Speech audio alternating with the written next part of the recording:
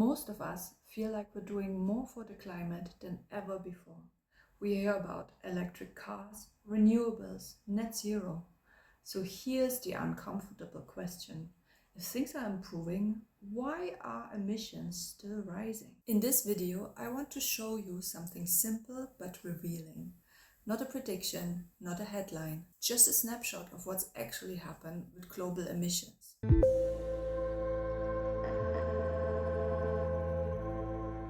I've worked around sustainability and climate policy for about 15 years, and the most important signals, in my experience, are rarely dramatic.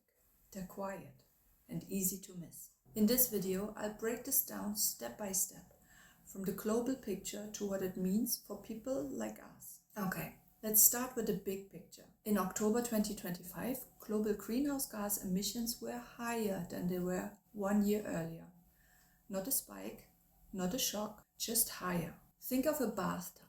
The water isn't rushing up the sides, but the tub is still running and the drain is open. That's what this data shows.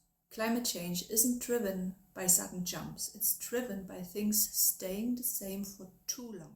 Now this is where the story gets uncomfortable.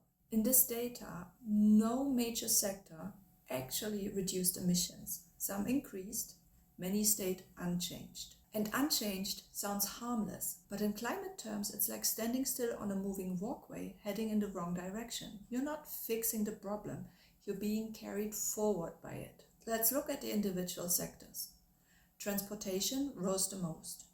Power emissions rose too. Clean technologies are being added, but fossil systems aren't removed fast enough yet. And this is why it feels like effort without any relief. We often talk about climate as a contest between countries. So let's look at those. So China went up, the US went up, India and Europe dipped slightly. Different paths, same outcome. Global emissions still rose. And this is why this data also looks at cities, because emissions don't come from borders, they come from systems. If you live in a city, this means your air, your heat, your infrastructure. And here's the quiet contradiction at the heart of it all. We can now track emissions almost in real time. From space, by sector, by facility even. It's like finally switching on the lights in a dark room and realizing that the room hasn't changed at all. Our ability to measure emissions has advanced fast.